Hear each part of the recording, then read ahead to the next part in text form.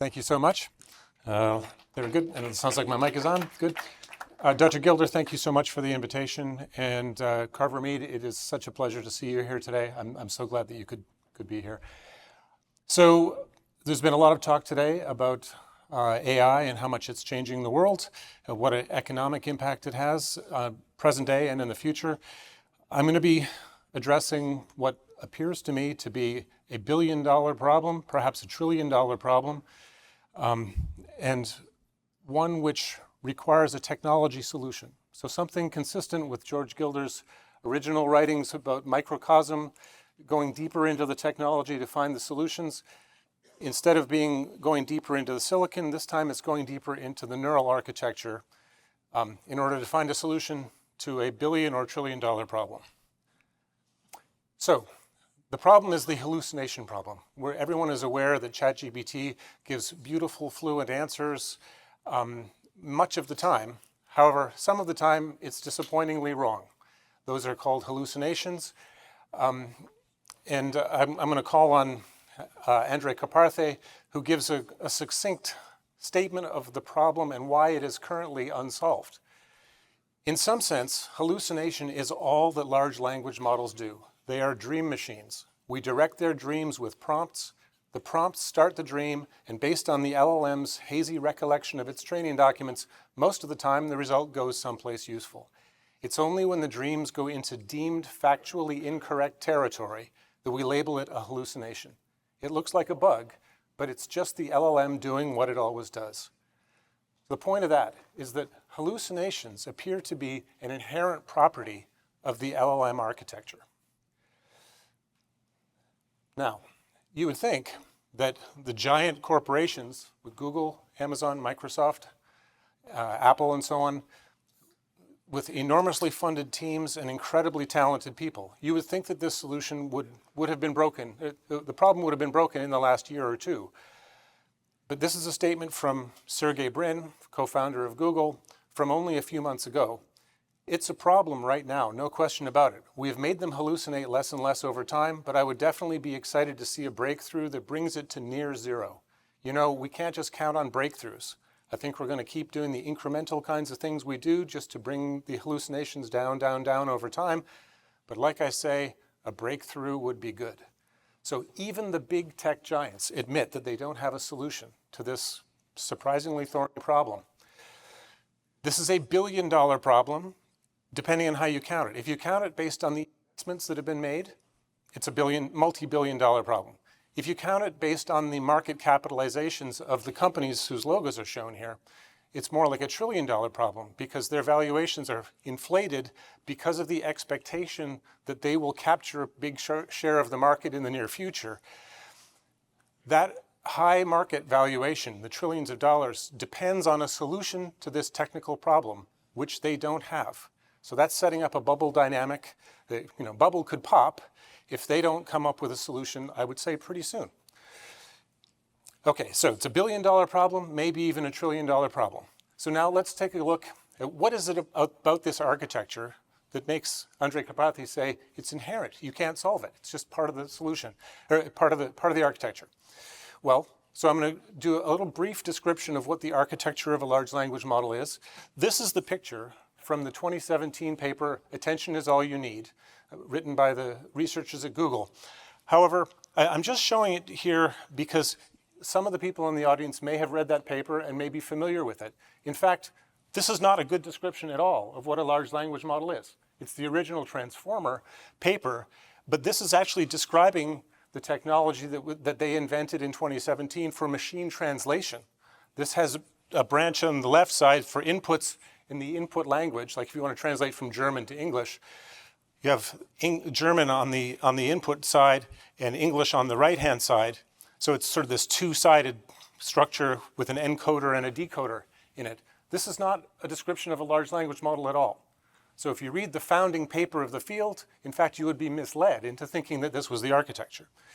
This is a better picture of what a modern large language model actually looks like.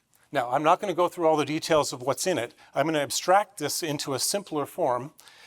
This picture is, in fact, all that I need for the discussion today.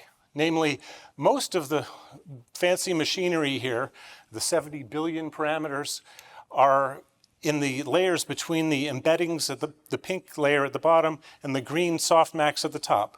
All of that stuff is the transformer, this advanced technology that the bugs have been worked out of that. It is extremely good at predicting next tokens, or predicting next words.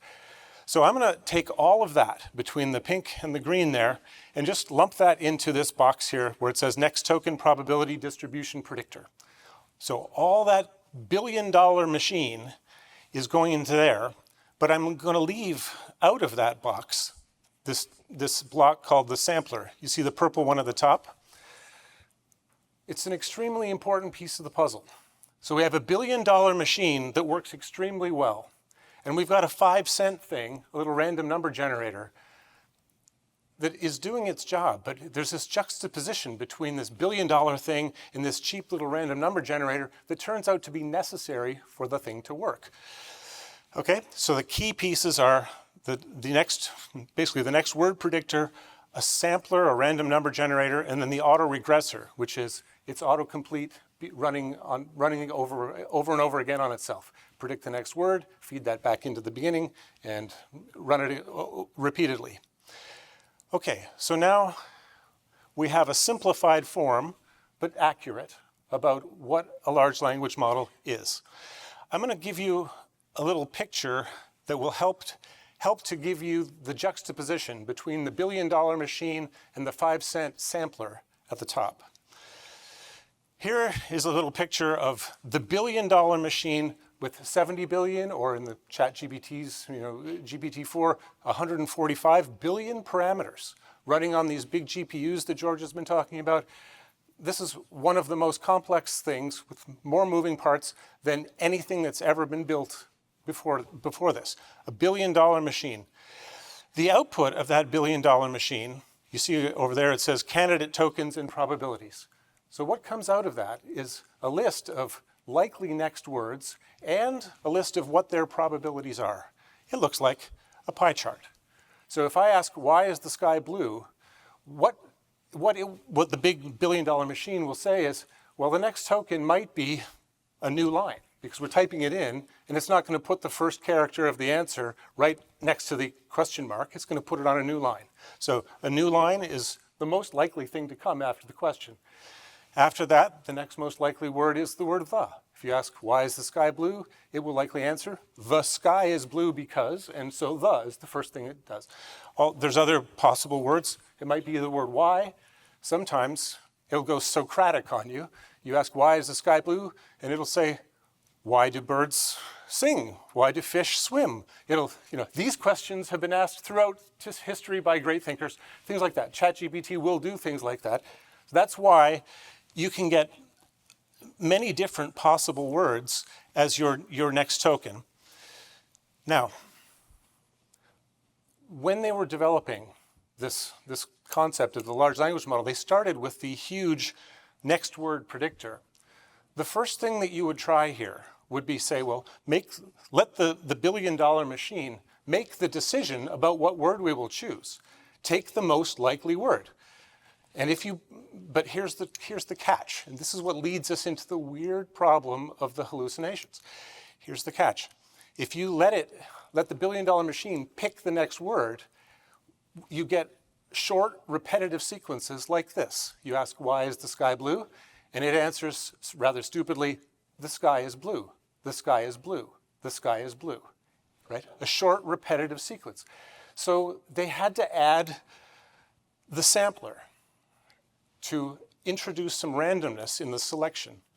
You select from the probabilities on that little pie chart, and so now you will see the executive decision maker of this process is in fact a dart-throwing monkey that receives the dartboard from the billion-dollar machine, but the dart-throwing monkey makes the executive decision about what the next token will be.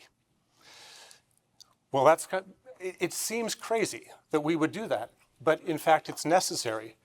The machine does not work. It doesn't give you viable outputs if you let the billion-dollar machine make the decision.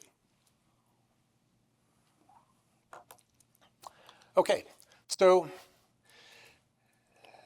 what the net result of this is that we have a range of output behaviors that we can get from this large language model that range between repetitive, if you let the billion-dollar machine make the decision, to creative and crazy if you set the temperature knob on the sampler. If you set that really high, then it will just say nonsense, crazy ideas. And there's a setting in the middle around temperature of 0.8 where it gives pleasing answers.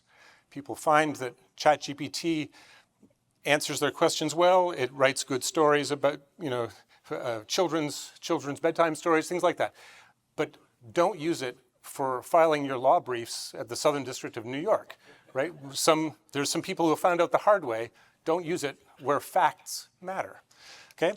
So this architecture surprised everybody that it could work at all, right? By all, at least my estimation, it should never have worked. That you could just take a next word predictor, an autocomplete, and run it through over and over again and get anything reasonable out of it. It's amazing that it works and surprising that it works. But it's put us on a little continuum between repetitive and creative.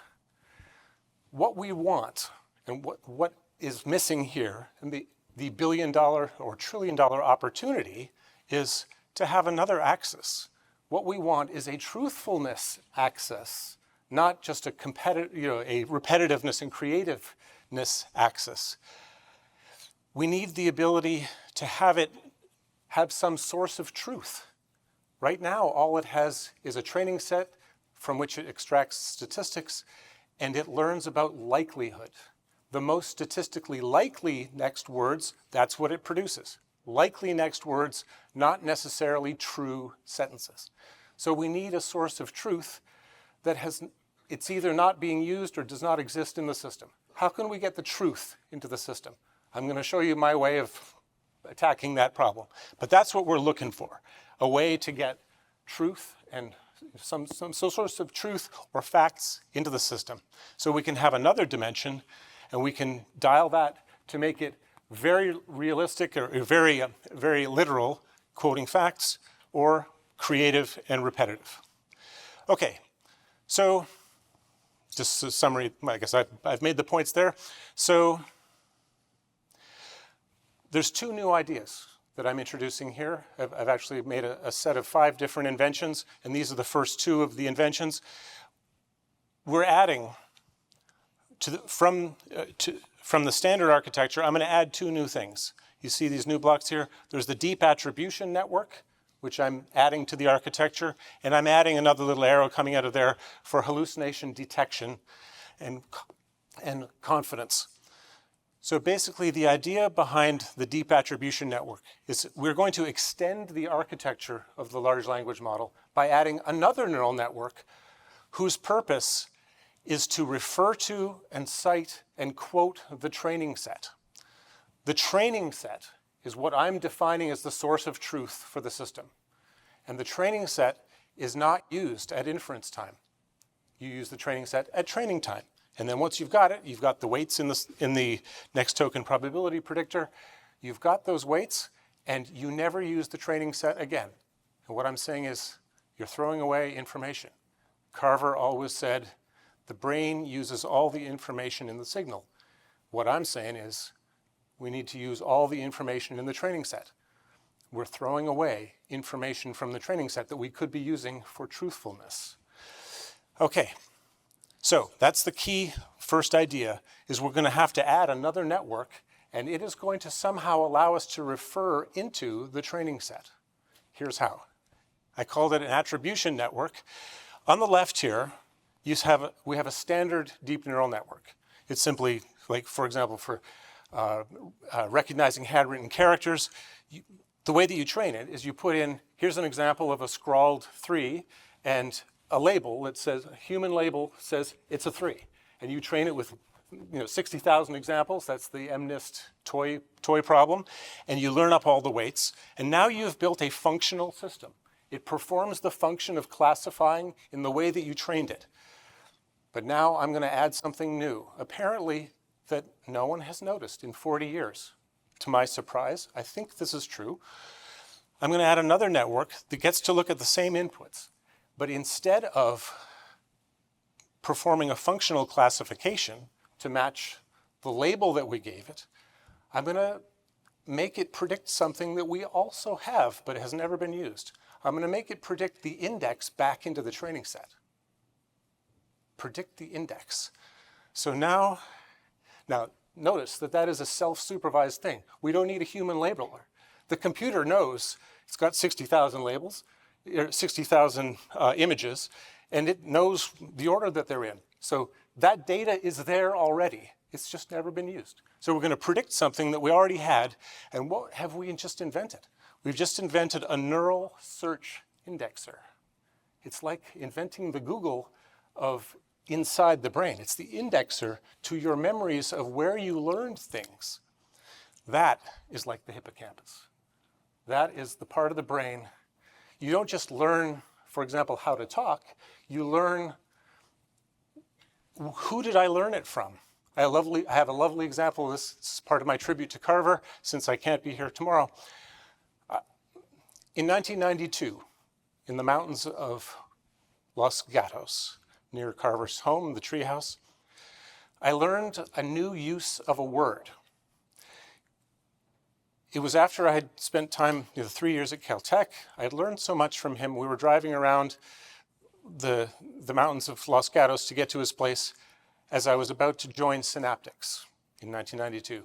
And I was feeling extraordinarily grateful to him that I had learned so much in 3 years, and I was about to embark on a career in Silicon Valley where I would continue to learn from him. And I asked him, how does one pay back a debt like that when you've learned so much from someone? And he said, Lloyd, that's not the kind of debt that you pay back. It's the kind of debt that you pay forward. I had never heard the word forward in that place before. Right? I'd always heard you pay a debt back. I had never heard you pay a debt forward. That's an example where my large language model had to adapt. I had to learn a new word, and relevant to the story here, I didn't just learn the new word. That's the adaptation of my large language model. I remember who said it. I remember how I learned it and what was happening when I learned it, where I was, what year it was. Carver was the one who said it. That's what this neural search indexer is doing.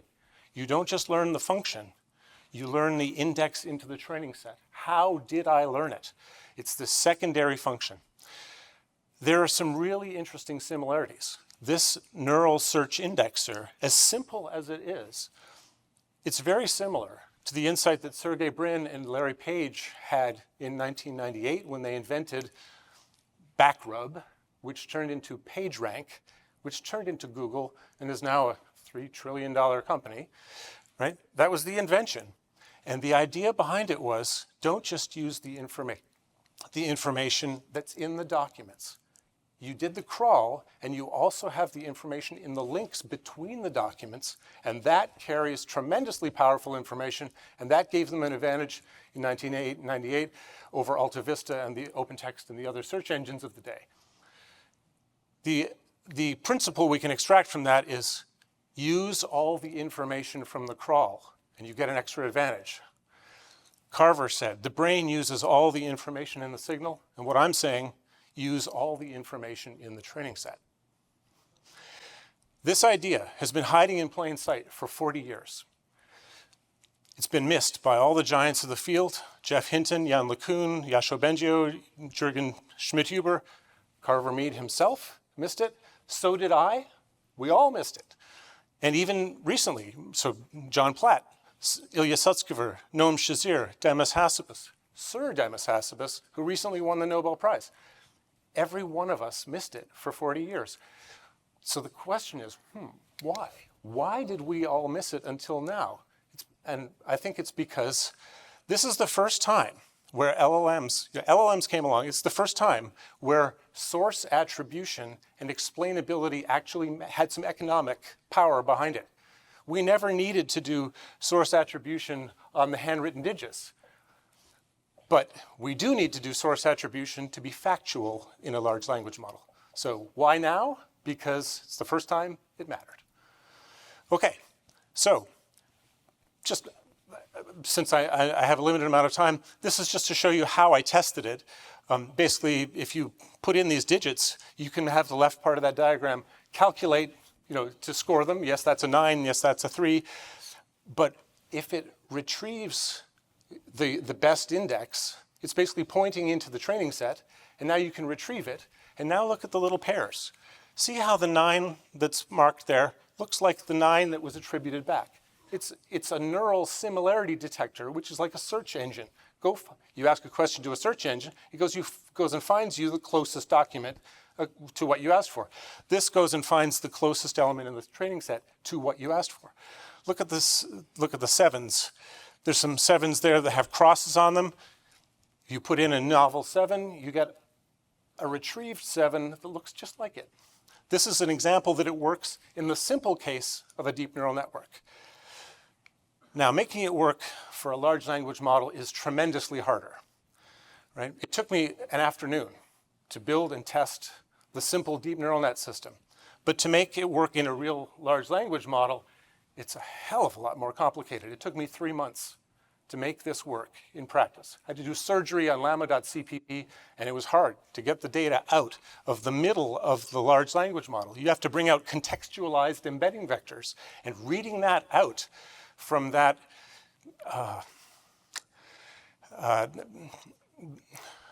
well, it's just very difficult to pull the data out of that code that's been optimized for multiprocessors and for GPUs. So getting the data out is really tricky. But if you do go get it out, you can get now a large language model that can give citations on a per token basis as it goes. It's the first demonstration of it. And I'll show you in a minute what that looks like in real time as it goes. Okay, so I gave you the first idea of the deep attribution network. I won't go into the details. There's another piece of the puzzle, which is the confidence measure. Having the system know that it's on shaky ground right now and it's about to step into a hallucination. Oh, don't say that. That's a bad, if you say that, you'll be stuck with it for the rest of the sentence. So there are moments where you have to be very careful about what word you choose. I'll give you an example in a second. Now, I'm getting close to the end now here. If we have the ability to cite our training data, and we have an ability to measure our confidence and detect that we're about to go into a hallucination, then we have what we need to build a better system that will hallucinate less. Perhaps we can get it over time with development to not hallucinate anymore. Now we take the deep attribution network that I already described, and we can recall the best training token. So now on the two sides here, we've got the sampler that's being chosen by the dart-throwing monkey, which most of the time is pretty good. It's giving valid English sentence, but once in a while, it's going to make a clinker, and we'll be stuck with it, and we'll call it a hallucination. And those are the moments where instead of just saying the most likely word, we want to actually go look up the reference and say the true word. The true word might be very unlikely. I'm going to give you an example where truth and likelihood are diametrically opposed, and that's where the hallucination begins. Here it is. I wrote a book in 1999 and republished in 2008 called The Flow of Time and Money. That is a geeky title for a book. If I ask ChatGPT and if I ask Llama 2, what books have been written by Lloyd Watts? The true correct answer, non-hallucinating, is the first book by Lloyd Watts was The Flow of Time and Money. However, when I ask Llama 2 that same question, I get crazy wrong answers. The most popular, but a frequent one that it gives is the first book by Lloyd Watts is The Adventures of Sparky and Friends. okay, that's a hallucination if there ever was one. I never said any, never wrote anything like that. Why would it choose the word adventures? Because there's only 1 or 2 web pages on the entire internet that talk about books that I wrote. Like my biography has that. But what's the next, most likely next word when you consider all the documents on the internet? The first book written by anybody was, quote, the next word is probably adventures. Because there's probably 10 million pages on the internet to talk about the adventures of Huckleberry Finn. So the most likely word is adventures there, but that's not the true. So the difference between true and most likely, if we want to ever get out of that, we have to break the paradigm of choosing the most likely thing at the right moment and choose the true thing. And the only way to do that is to have access to the truth, which is encoded in the training set.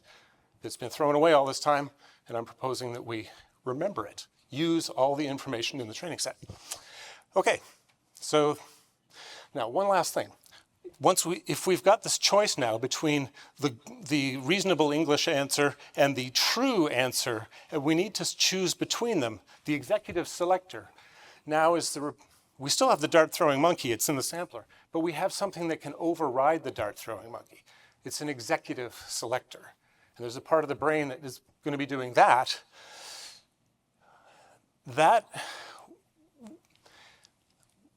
We will need to have a knob on that. Just like the temperature knob let us go between creativity and repetitiveness, this switch here needs a knob. We may want to have something for a lawyer that is highly truthful. We want it to always refer to true citations. We also may want to have something where if you want to ask it for, write me a children's story for my grandchildren that I can read to them, well, I don't care about truthfulness, I want creativity, right? So there's a knob for truthfulness that lets you select between these 2 branches.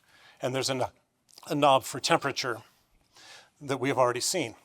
So now finally, we actually have a way to be able to have the access that we had and that we like. We haven't thrown away the ability to be creative or repetitive, but we've added the ability to be truthful or creative, and a continuum of that.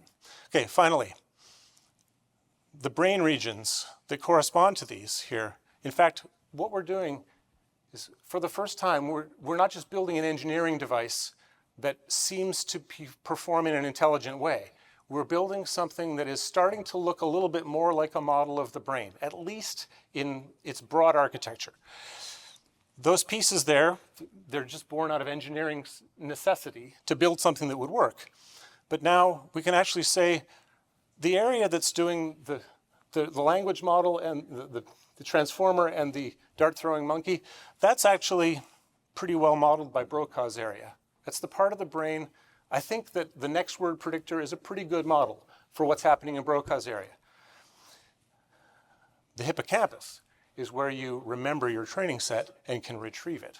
That's the memory system. And the frontal networks, the truthfulness thing, that's the executive final decision maker, which is not just a little switch. It's a very sophisticated thing that's determining, what am I talking about? Who am I talking to?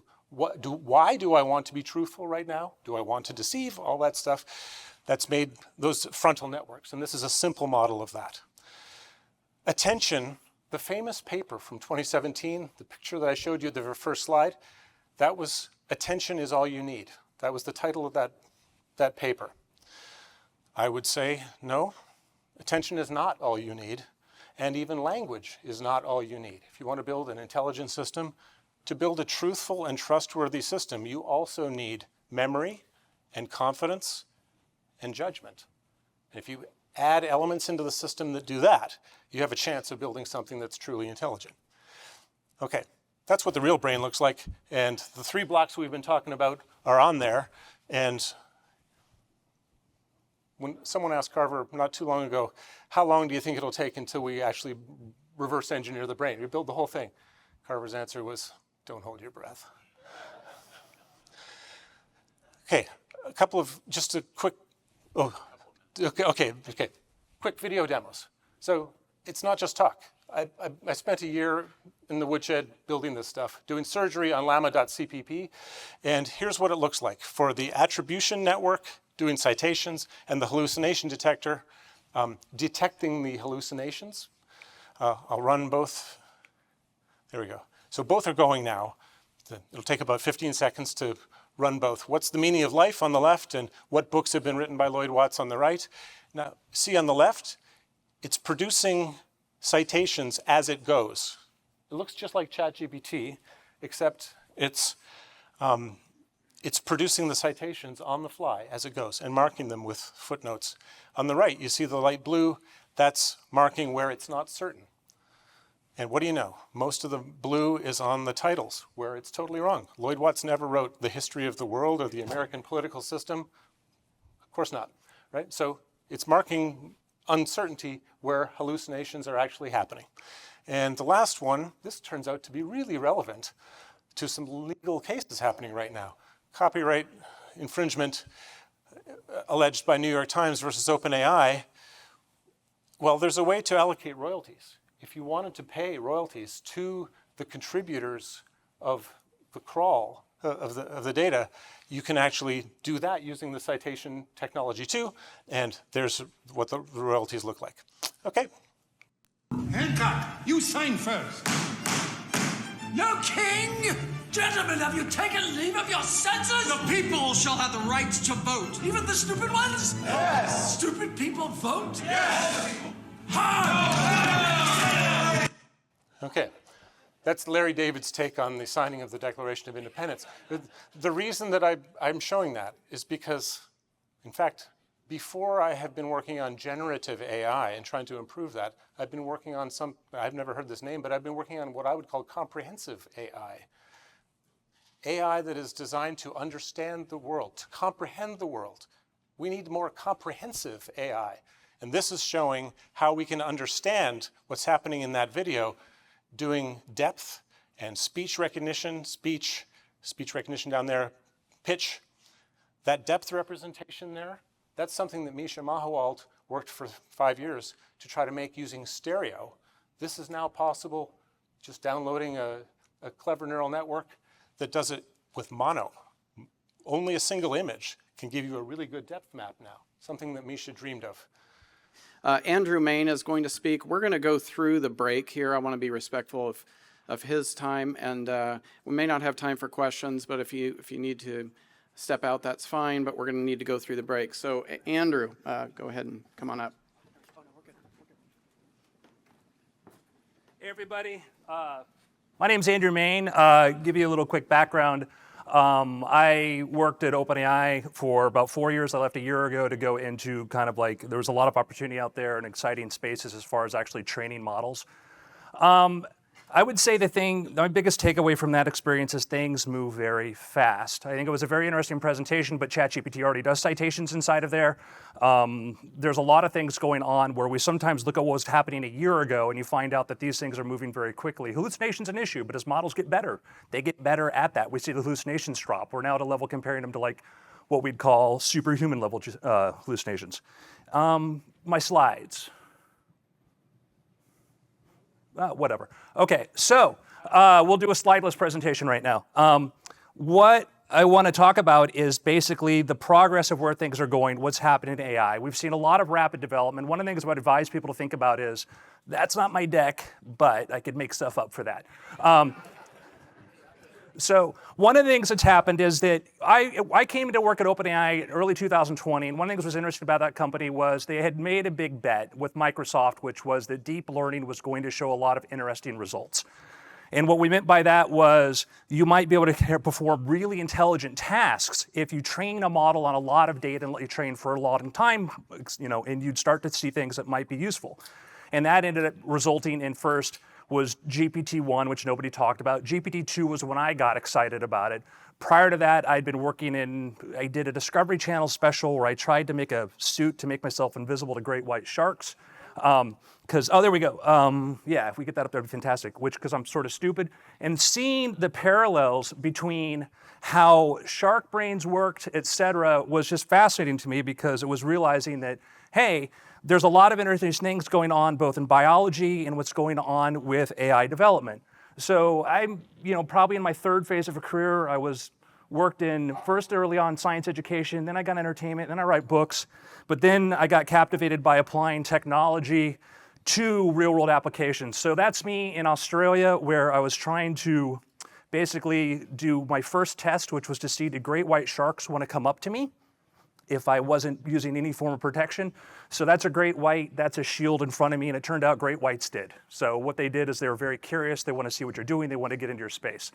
So my thought was, could I figure out a way to outsmart great white sharks, or to figure out how their brains worked, et cetera?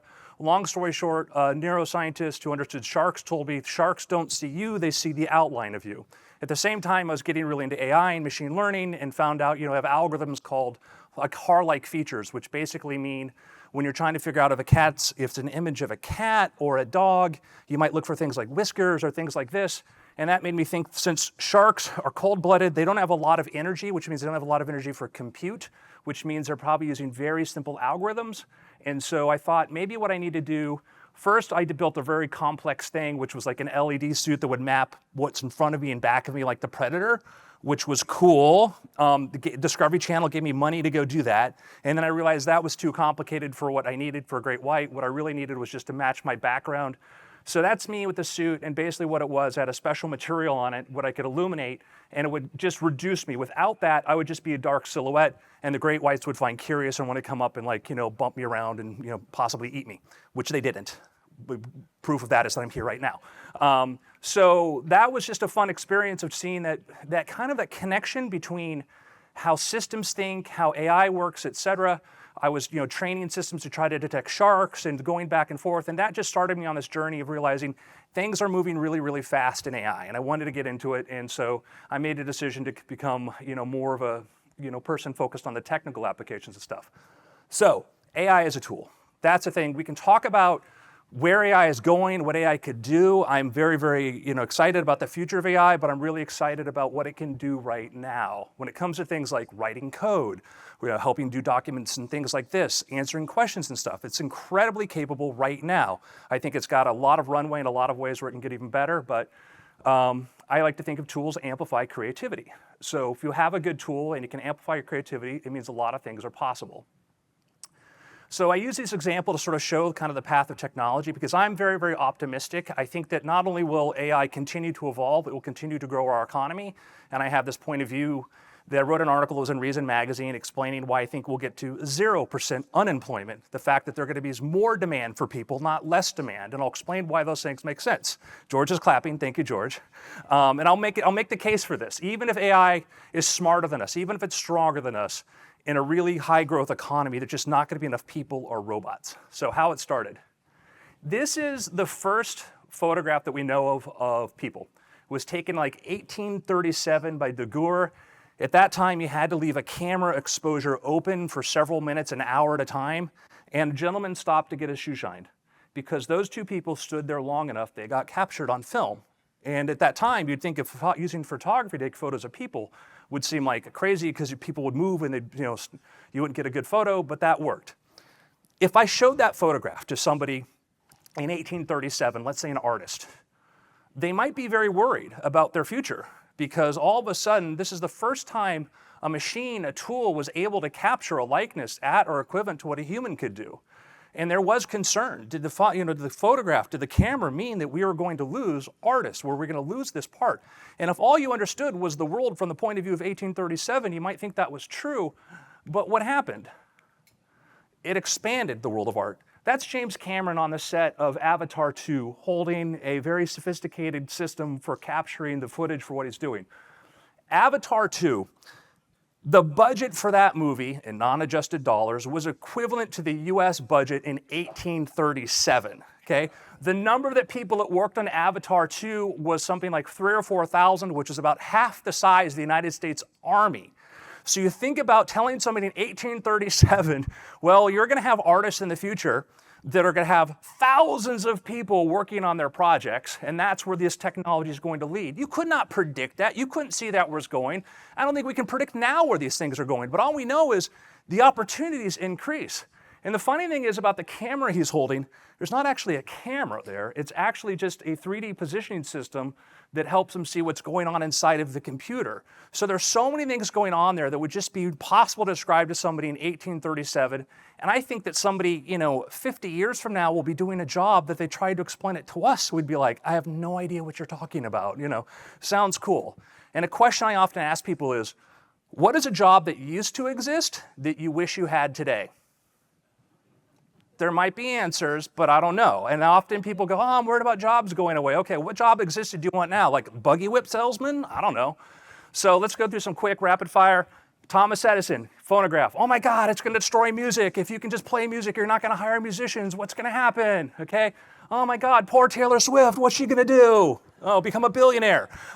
These things created new opportunities. Once you could put music on phonographs, I could listen to songs from somebody I'd never met 100 miles away, 1,000 miles away and go, oh, I like this. I want more of this. I want this. It expanded the music industry in something you could never even conceive.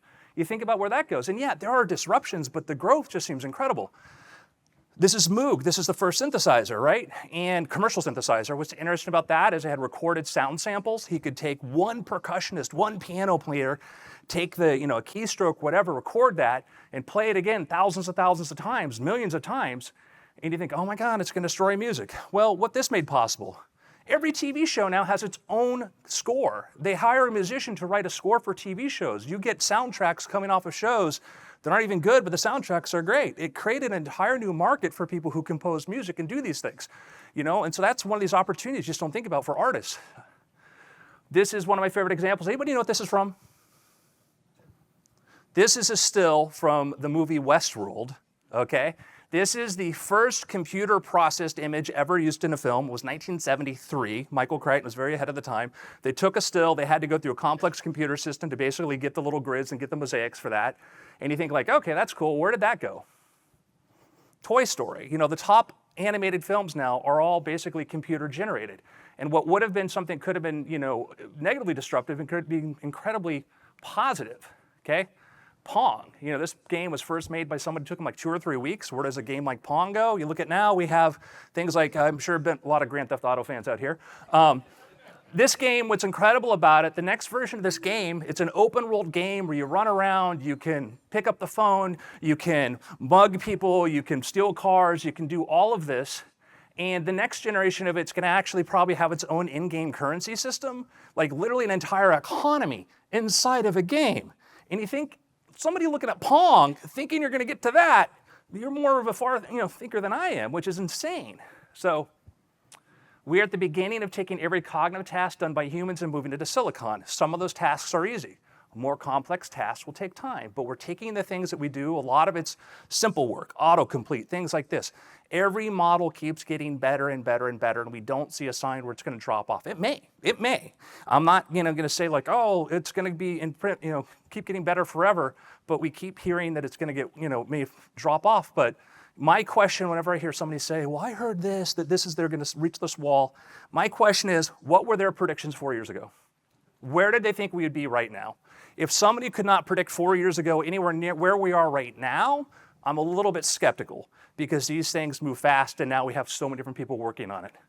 So I was in a meeting at OpenAI about a couple weeks before ChatGPT came out, and we literally were just doing it was a technical preview. We literally wanted to find out if we took an AI model, put it into a chat interface that was also a model highly trained to answer questions. My original job at OpenAI was did what we called capabilities discovery. I wrote all the original, like a lot of the original prompts and stuff, was finding out what these things could do. And we were thinking maybe, we get like maybe 10,000 people would want to use it, maybe 20,000 people would do it.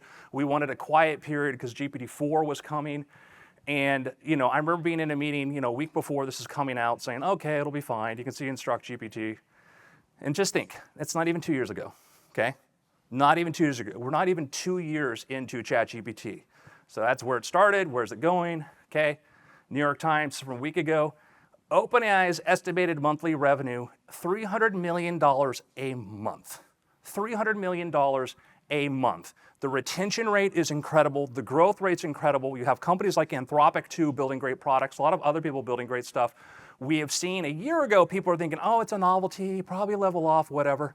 This keeps growing because people find more uses for it. While we're trying to develop super intelligent systems, we're also finding existing systems are really, really, really good. Now, Lloyd before showed you a slide, and he showed you a model, Llama 2, a 7 billion parameter model. That's basically like 7 gigabytes of memory. What's interesting about that fits on your phone. You have now models at the high end, GPT-4, Llama 405, then you have models that can fit on your phone. And these are things that are just growing at incredible rates. So this is like the growth rate of this. You're seeing that. And the retention rate is amazing because what happens is companies realize they can get a ChatGPT subscription. They could take all their internal documents, put it in there, create what's called a custom GPT and say, hey, what's the process for handling this kind of insurance claim? And it will do what we call a retrieval augmented search through it, find the example and say, this is the reason, whatever. We find companies will go in and use this and they will create hundreds of custom GPTs, which is basically their just own version or wrapper on it, which is extremely useful. So in the AI economy, I guess is my point, I think there'll be 0% unemployment. Now, how do we decide this? Well, we know there's a lot of disruption, and as disruptions happen, you're going to find a lot of, you're going to keep getting innovation, and you're going to get new opportunities, and you're going to get growth. A fact I like to throw out is, we're all probably old enough to remember when Google, had its IPO, when Google first came onto the scene, okay, which, a little over 20 years ago around that time. And Google was extremely high tech through technology at everything. And if you said somebody at the time when Google was about 2,000 or 3,000 people, well, this technology company, even though it's a technology company, it's going to grow into be one of the biggest employers in the US, you'd think that was crazy. More people work at Google now than General Motors. Google has something like 130,000 people. You think about that. That's the growth of a technology company. And they're not all software developers. They're filling many, many different roles. And that's how I think about an AI economy. We might think, well, I'm not an AI expert. How will I fit in this? What will I do? These things tend to grow in very interesting ways. Human labor, AI automates demand, automates tasks, but demand will just keep increasing because as you start creating new companies, your economy starts to grow. You're never gonna have enough robots. You're never gonna have enough microchips. That's the biggest thing facing OpenAI right now is we can't find enough computers to do the things that we want to do. So you end up hiring people. You end up using people in a lot of places, and that's never gonna really change in my opinion. What those tasks will be will change a lot, okay? In robots, it's like, oh, we'll have robotics. People tend to think about the world as it is now, like how many robots would it take to handle all the construction equipment and things like this we need right now? Maybe 20 million. Cool. Are we gonna stop building? No, we're gonna keep building. Maybe everybody wants a pool. Maybe we want every middle school to look like Stanford, whatever. These are the things you have to think about when you have a high growth economy, okay? So you get a lot of economic growth, et cetera, okay? We see how past jobs change. Photography led to cinema. We don't know where these things will go. One thing leads to something else, and we're just really bad at predicting this, okay? I think, for the future of work, you're gonna get large-scale transformations. I think that some jobs are gonna go obsolete. I think we're gonna have to follow, Professor Metcalf's and Mr. Gilder's, lead and think about what am I gonna do in my next phase? What's my next phase? What's my next phase? Maybe you do a job for a couple years, and then maybe that job goes away, which unfortunate on one hand, but kind of exciting if you know that you can learn and skill and do something else new, okay?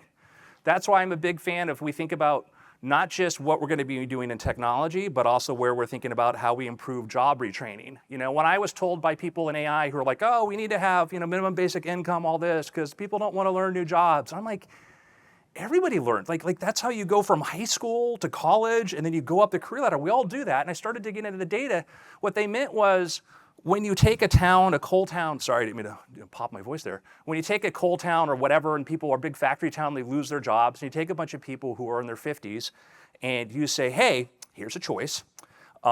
You can go every day for the next 2 years and learn a new skill and humiliate yourself in a classroom full of 20-year-olds and feel, like you're not ready to do this or you don't want to do this, or you can sit at home and we'll still pay you. Which one would you choose? Well, the other one often. That's really what happens is that we often present people with these choices and those opportunities aren't necessarily exciting, but will take the path of least resistance. But I think if we think about that differently, I think you find a lot of people, I think we're in a room full of people that continuously upskill and learn new things. And I think that's the thing that every human can learn to do. Comparative advantage, Ricardo, Ricardo had observed this. This was observed by several economists, which is the idea that even if you have why should, Britain trade with Portugal, even though you could produce everything yourself more cheaply? Well, you want to do what you make the most amount of, revenue from. And I think that applies not just to companies, even applies to AI systems, is that if I can spend, if I can have have a computer do something and it's cheaper than having a person do it, I might still hire the person because I can use that computer to do something more complex and more sophisticated, okay? There's gonna be places where I have X amount of compute. Do I wanna use it to, handle customer service calls, or do I wanna have it used developing a new drug? I think you'll probably do both in that situation, but there's often situations where we say, okay, I have X amount of this and I'm still gonna hire people to do things. So I think these demands are going to shift and change and whatnot, but I still think that like in basic economics, we just see that even when you have really sophisticated systems, simpler systems still do things. Police still use canine dogs. Google, like I said, not the average employee at Google is not a software engineer, they fill some other role. AI and computer demand, this has been a thing, like ever since ChatGPT came out, the demand that we've had for compute when I was at OpenAI just increased. And then another thing we talked about before was they figured out how to do these things more efficient. Originally, when ChatGPT came out, this thing had to run on like eight NVIDIA H100 systems. It took a ton of compute to be able to run it. But then we said, okay, how do we make it run on a fewer number of computers? And you have things like model distillation, you have things like pruning. You also can train a smaller model by using what we call synthetic data, et cetera, and do that. So OpenAI has repeatedly dropped the cost per compute, what it costs to do inference. I originally, before I went to OpenAI, was going to do a startup, but at the time, costs for tokens, like the little word predictions, was 6 cents per 1,000 tokens, roughly 6 cents per like 700 words it would generate, okay? Which was useful for some tasks, but not for others. Now the cost is, we measure it in the millions, it's 15 cents per million tokens. That's how much of a drop there's been in the token prediction, how much cheaper it's become. OpenAI has observed something fascinating, which is when they drop the cost, even when they drop the cost by like, tenfold, when they reduce it like this, what happens to demand? Continues to go up. And that's just, a thing, it's, guess what, economics works. And so we see that more and more demand, even though you can keep driving the cost lower, et cetera, and you start putting AI in things you didn't think about before.